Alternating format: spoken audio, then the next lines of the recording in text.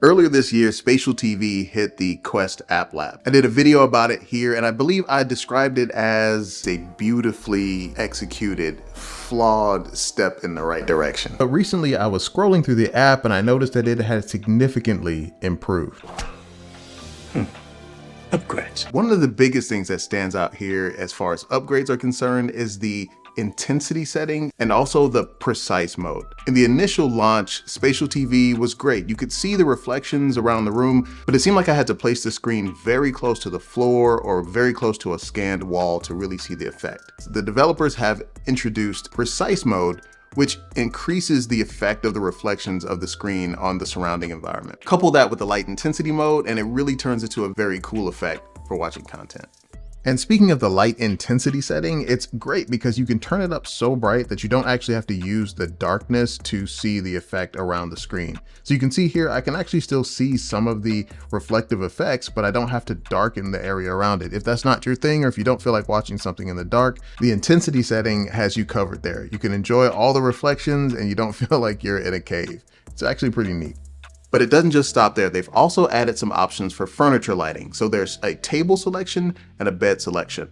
And what that does is it actually changes how much the light bounces off of flat surfaces nearby. You can see that here. And you know how we do it here in the construct. Because you're watching this video, Jerry, the developer over at Spatial TV, has offered us a 20% discount if you use the code in the description. And using the code not only helps you, but it helps support this channel. Thank you, Spatial TV, for your support of the channel. If you decide to pick this up and use the discount code, give us a like down below and don't forget to subscribe. But let me show you a few more things about Spatial TV. Something else they've done for the user here is adding high precision hand tracking. Now, for some people, using hand tracking gets a little wobbly and it's a little hard to control. I personally don't have this issue, but for those who do, this option comes in handy. It kind of slows down the cursor and gives you a little bit more of a precise way of aiming that cursor when trying to tap on something. I think it helps. Spatial TV is a browser app, so the browser functionality remains intact here.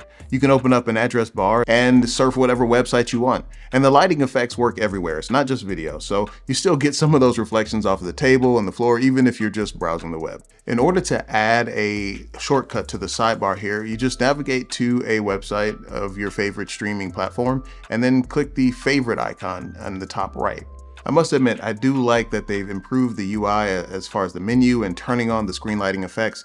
Back in April, it was a little hard to tell if you were actually using Spatial TV correctly because you didn't know if you had to open the menu, and it just wasn't very clear that these features were turned on or off, and I think it might have confused a few folks. And another thing that's been added to Spatial TV is they give you an option to turn off your hands. You guys know how much I love that. So it has the feature of when you cross in front of the screen, you can actually see an outside of your hand. But if you don't want to see that, there is an option on your left hand to tap to turn all of that functionality off. So you don't see the pointer on the screen when you move your hands or anything like that. You can just sit back and enjoy your movie.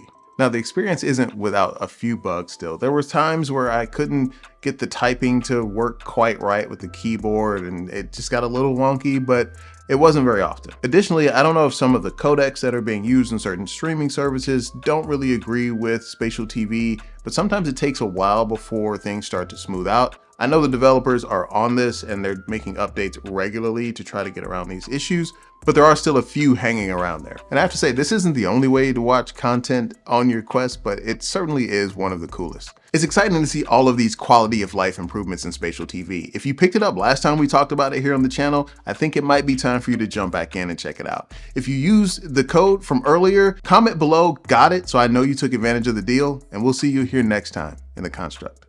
Peace.